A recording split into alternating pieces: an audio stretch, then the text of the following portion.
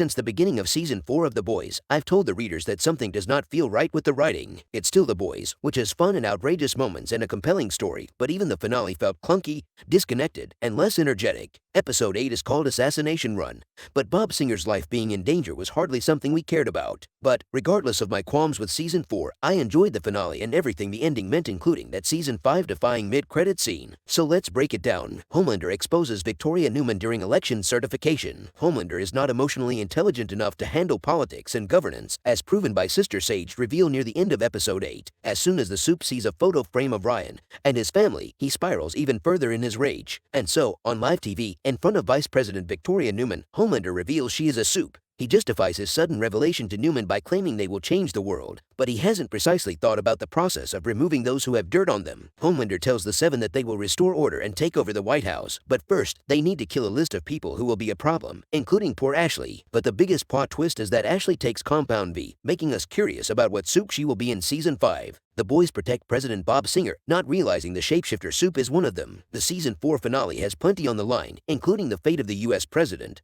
Bob Singer, who has always felt like a minor character considering his status. With Frenchie struggling to replicate a virus in time and Hughie realizing all the boys' data has been hacked, Mother's Milk goes on the defense, planning to protect Singer in an underground presidential bunker. Watching Hughie figure out that Annie is not Annie but the Shapeshifter is almost a comedy. Suddenly, his girlfriend became a sex freak and was desperate to have a lifelong commitment with him. He should have seen it earlier, and so the boys have to fight Shapeshifter Annie in the bunker. The real Annie shows up and defeats her. I feel sorry for Annie, though. After having a few identity issues, privately and publicly, she still doesn't know who she is. It feels even worse for her that Hughie had fun with the other Annie. Do Hughie and Annie stay together or break up? It's understandable why Annie is furious at Hughie in the aftermath of defeating the Shapeshifter, especially when Hughie explains he had sex at least 20 times. It's a sucker punch, but Hughie, who has always been a soft soul since the start of this series, highlights the differences between Annie and the Shapeshifter Annie and explains why he loves her vulnerabilities. Hughie and Annie stay together to end Season 4, but she also wants Hughie to take a Supe STD test for safety. However, they will have more challenges in Season 5, as Annie is struggling with her life purpose. Butcher makes a final attempt to convince Ryan to leave Homelander. You either die a hero or live long enough to see yourself become the villain comes to mind when I think about Butcher and Ryan. Both could be heroes by the end of this series, or they could be the very thing they are trying not to be. I understand why Butcher wants to convince Ryan to leave Homelander for good. He cares about him due to his deceased wife, and he does not want the world to have a Homelander V2. However, his final attempt to persuade Ryan to leave Homelander was obviously not going to work, especially in how he set it all up.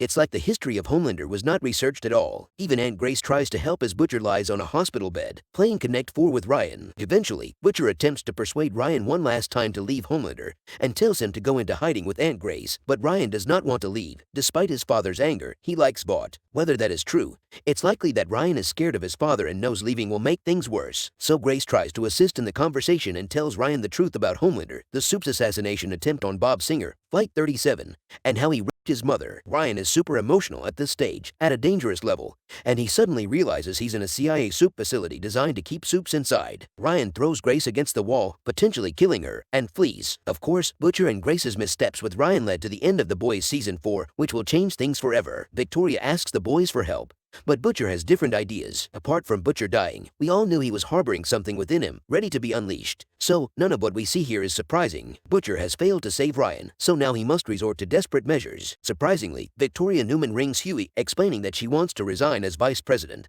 and needs the boys to help her. It hits Neuman that she no longer feels safe. With Homelander breathing down her neck with ambitious, evil plans, she started thinking about her future, especially for her daughter. That's right, folks, Victoria Neuman, once heralded as the great villain to come, is scared. This involves Hughie convincing the boys to show their human side and let Victoria Neuman and her daughter, Zoe, in. Mother's Milk wants the virus ready to inject into Neuman in case it's a trap. Victoria Neuman asks the boys to get her away from Homelander and Singer's people at the CIA, and she'll go quietly. In return, she'll owe them many favors, including taking down Vought and Homelander. But then, in a blow to all their plans, Butcher returns. He wants no deals. He looks threatening to everyone. The monster inside him grabs Victoria Neuman and rips her apart. She is dead for good, with her body spread across the floor. The boys boys have no choice but to stand down to Butcher, who takes the virus off Frenchie. From here, I'm unsure what Butcher's redemption story will be. It feels like a point of no return. This coincidentally all happened when Hughie begged everyone to take a human approach with Victoria Neuman. Butcher did the least human thing in this moment. Sister Sage's plan is the ending of The Boys Season 4. I'm so glad Sister Sage had a plan all along, because what's the point of being the world's smartest person if Homelander can discard you? Announced on the news is that Victoria Neuman is dead, and Homelander looks visibly stressed. Sister Sage visits him and tells him that they won, and this was her plan all along. She had recorded the moment that Bob Singer told the boys that they should have killed Neuman, and now the president is being arrested and blamed for her murder. The Speaker of the House is next in line to be president, and wants to pledge his allegiance to Homelander. Homelander is confused that Sister Sage did all this, but she provides the most casual response to a pivotal situation. She did it to see if she could do it and found it fun. Sister Sage cannot wait for Phase 2. The Boys Season 4, Episode 8, ends with the Speaker of the House declaring martial law, deputizing the Supes, led by Homelander. Homelander rolls out his propaganda statements immediately, saying that America will be safe again. Meanwhile, the boys split up and attempt to go into hiding, but they are all attacked and captured, apart from Starlight, who manages to get away. What happens in the mid-credits scene? If you all thought that was the end, and you switched Episode 8 off before the credits rolled, you'd be interested to know there was a quick mid-credits scene. The president shows Homelander that they have found Soldier Boy. He's in a cryogenic chamber in a secret facility. Homelander's eyes well up. Oh, what must he be thinking?